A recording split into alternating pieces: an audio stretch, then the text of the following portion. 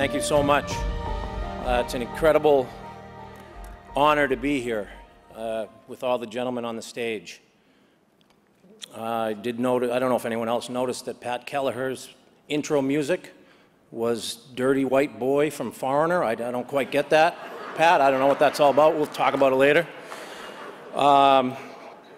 Congratulations to Peter Lindbergh and Dave Ogren. And I'd like to congratulate our inductees, Kevin, Ron, Jack, and Ben.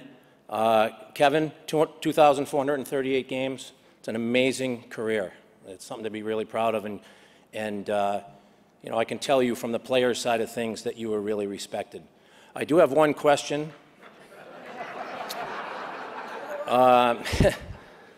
I don't know where you were, please tell me, in 1989 to get in between me and Mike Foligno at the audit in Buffalo. I really could have used your help. I know you broke up a lot of fights, but I mean, the poor guy broke his thumb on my cheek. But anyway, regardless, you had a great career. Ron will forever have the 96 World Cup bond, and that was a tremendous time. It happened to be the year that we won the Cup in '96 with the Avalanche, turned around and won the World Cup. And you know, Ron was tremendous during that time, and he's exactly right talking about playing with Doug Waite and Brett Hull. He said, I'm going to play you with some really good hockey players, but you're going to have to be the third guy high all the time. So he's dead on with that, and I was very happy to do it. Anything for the team and anything to win, and it was well worth it. And Ron pushed all the right buttons, and again, he was right about making us believe that we could win 2 out of 3 games against the Canadians, and 2 out of those 3 games that we had to win were the last 2 because we lost the first one. And he made us believe, and he was the right guy for the job. So thank you, Ron. Tremendous career.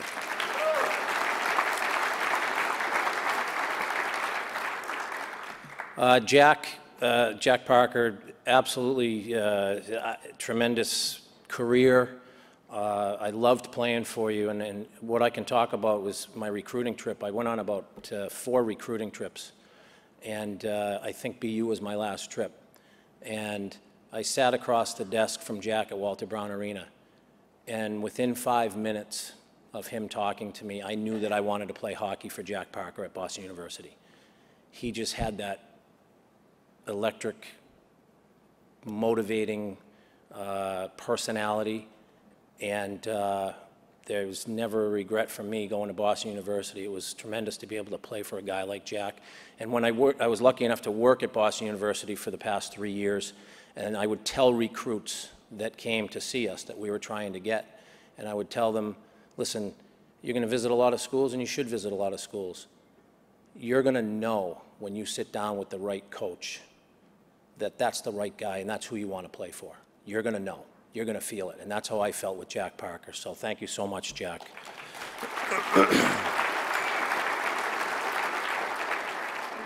And Ben Smith is another person I have a tremendous amount of respect for. Ben did make me into a defenseman that I wasn't too happy about it for the Olympic team in '88, but he recruited me to BU.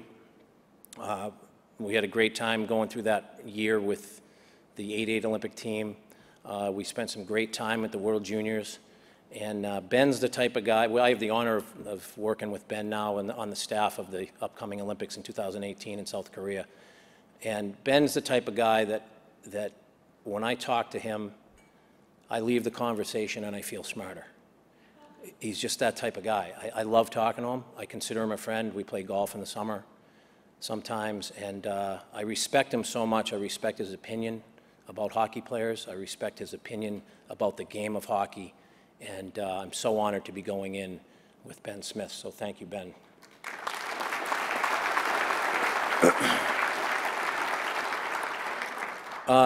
And a big thank you to USA Hockey. USA Hockey, and not just for being elected here into the Hall of Fame, which is obviously a tremendous honor, but thank you for the experiences and thank you for the opportunities. And what I think of when I think of my first experience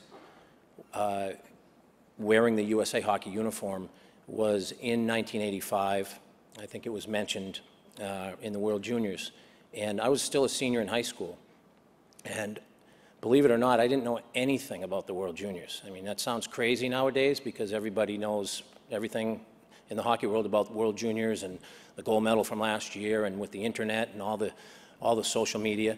But back then, there was none of that. And I didn't know anything about it. So I was invited, and I went, of course. And all I knew about international hockey was the 1980 gold medal team. And obviously, I watched the '84 team play, but that was it. So we went over to Helsinki. I was a senior in high school, and I was excited. I was all excited. The first time playing internationally. And I remember my first shift, we played the Czechoslovakia, back when it was Czechoslovakia.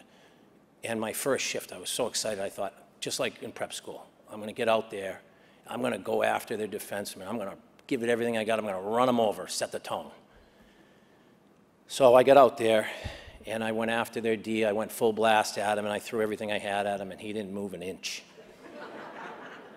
And I realized that I was in a bit of a different game. These guys, these were men. I was 17 years old, and before I knew it, we had lost 9-1, and I don't believe that I touched the puck that game. Our next game was a little closer. We played Russia. I don't believe I touched the puck that game either. My puck skills didn't get very good in this particular tournament. But then we played Finland, and I specifically remember this, playing Finland. It was on Christmas Day, which just was so bizarre to me at the time. And we were playing in Finland, in Helsinki, in front of a sold-out crowd. They were all chanting, Suomi, and they're going nuts. And we're playing Esa Tikkanen and Esa Keskinen. They're legends in Finland. It was just a crazy atmosphere. And I remember looking up before the puck dropped, and I looked up into the crowd, and I'm thinking, it's Christmas. I can't believe this. And my thought at the time was, if my friends could see me now, they would really think this was cool. And I don't think that's what I was supposed to be thinking at the time.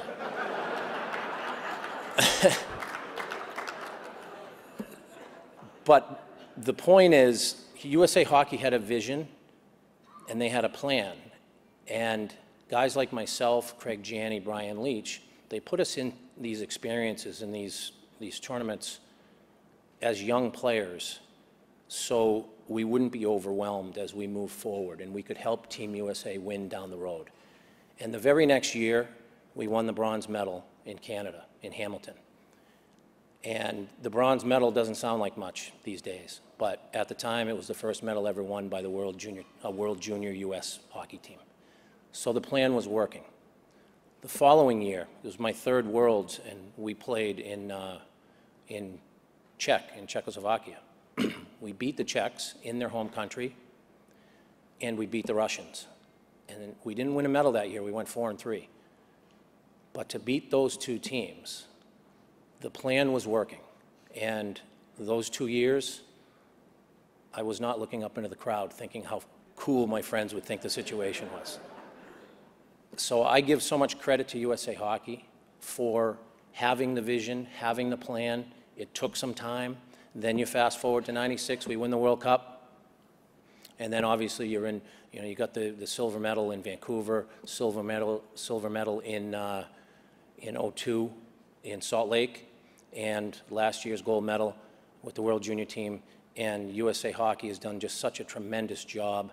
And I feel like guys like myself and Craig Janney and Brian Leach and so many others I'm not naming, that we grew along with USA Hockey.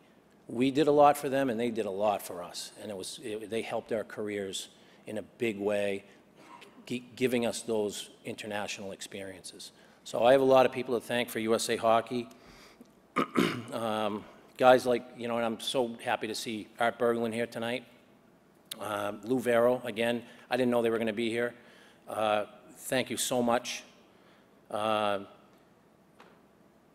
Jimmy Johansson, Dave Peterson, Bob Webster, Dave Fisher, Ben Smith, Lou Lamoriello, Ron Wilson, John Cuniff, Pat Kelleher, These guys, you've done such a tremendous job with the ADM, the NTDP. It's working, and now other countries are trying to copy USA Hockey. And I think it's been a tremendous job by you all. I was lucky enough to play for for three, Ron obviously being one of them, but two legendary coaches, Badger Bob Johnson and Herb Brooks. And I played for Badger Bob in Pittsburgh in '91. And I remember Bob skating around in warm-ups in one of the practices, and he skated up to me and he said, "Scott, you got a shot like Brett Hull." And he said, "You're Brett Hull," and he tapped me on the pad and skated away. And I'm thinking, I'm 23 years old, and he's telling me I'm Brett Hull, one of the most prolific goal scorers in the NHL.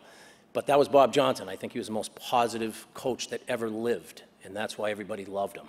And I will remember that, just little experience, that little give and take, because I got to play for Bob Johnson. And Herb Brooks in Salt Lake, we were doing really well. We didn't lose a game until we got into that gold medal game. But I'll never forget Herb. All the articles in the papers, all the news, everything was all about Herb and about how he was undefeated. The '80 gold medal, and we were undefeated. We were going strong. We hadn't lost, and it was all about Herb. And he came onto the ice in practice holding a box. After practice was over, he went and he got a box. He came over to us, and it was a box of USA Hockey pens. And he took out a pen one by one, and he skated up to each and every one of us and said, "Here, write your own story." And he'd go to the next player, "Here, write your own story." And I'll never forget that, because it wasn't about Herb Brooks. He didn't want it to be about him. He wanted it to be about us. And those are the experiences that I feel fortunate that I was able to be a part of. And that's all because of USA Hockey. So thank you so much, USA Hockey.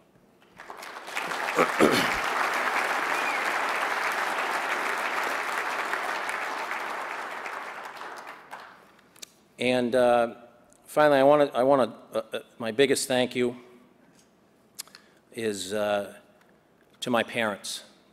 And my mom's here tonight. She's 85 years old, and she's doing great. And my dad passed in '99, but not before seeing a lot of hockey. And my parents, yes, I'm going to give them the typical thank you for skipping their vacations and driving to Canada and waking up early at 4 in the morning and driving me to the rink. And those are all the typical thank yous that most hockey parents go through. And they did all that. But what I want to emphasize that my parents did with me, it was their attitude and their expectations. They didn't have any expectations. There was never a plan. There was never a plan of, oh, you got to go play for this coach because he's the one that will teach you how to skate the best. And you got to go to this prep school because that's the one that will get you a D1 scholarship. Or, yeah, if you get a D1 scholarship, maybe you can get drafted into the NHL. There was nothing. There was none of that. They just wanted me to enjoy playing hockey, and they loved watching me play hockey. That was it. There was nothing else. And I'll tell you one quick story about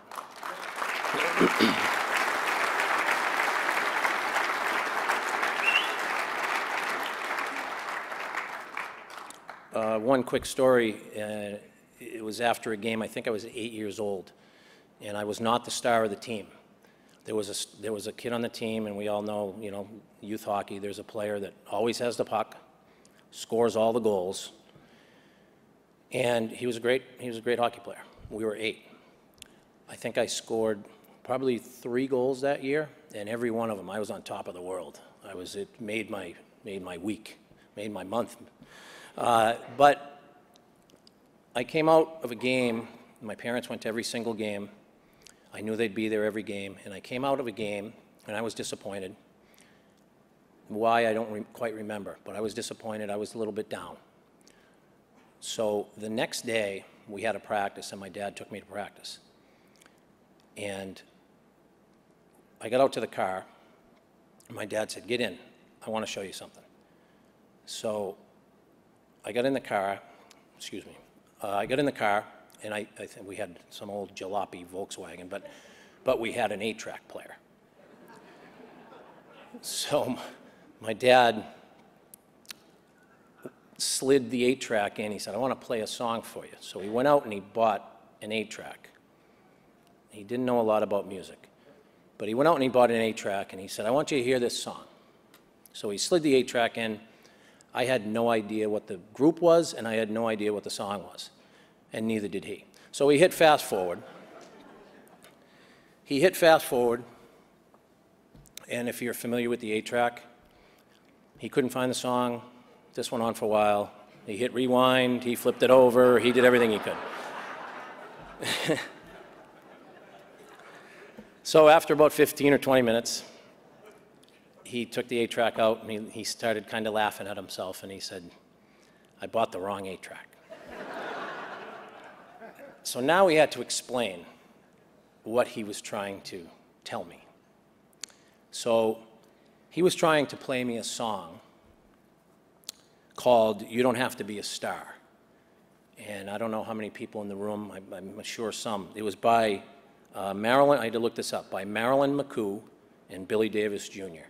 And the lyrics were, I'm not going to sing it, but the lyrics were, you don't have to be a star, baby, to be in my show.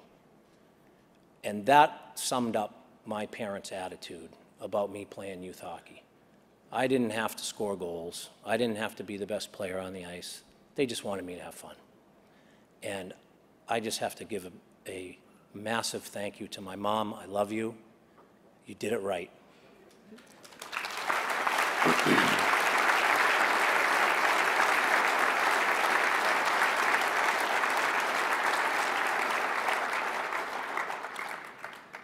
They let me find my way, and that was the, you know, I was fortunate. My sister's here tonight. I was very fortunate that, well, I don't know if you call it fortunate, but my sister's 12 years older than me.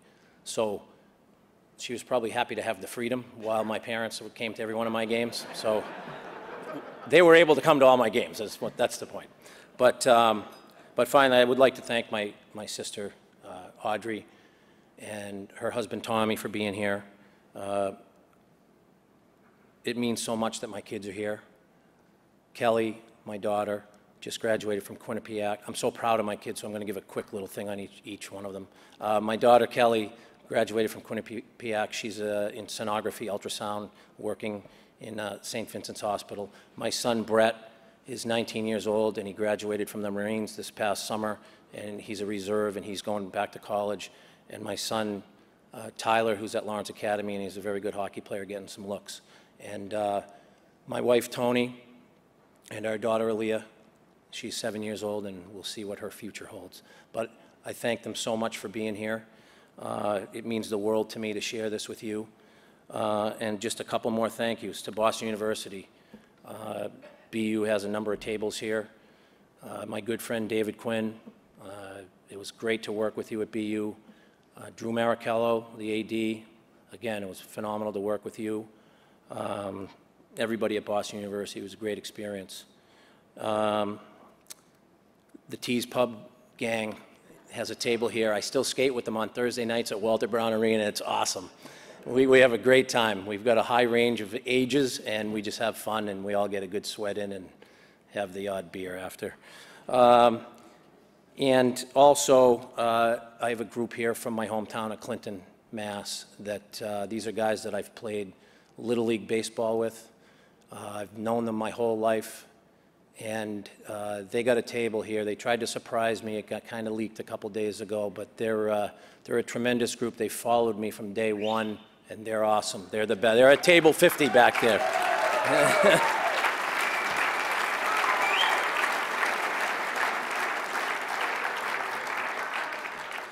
And just lastly to say, I have tremendous amount of pride in our flag, and I have a tremendous amount of pride in our country, and I can't wait to go to South Korea and represent our country again and go for gold. Thank you.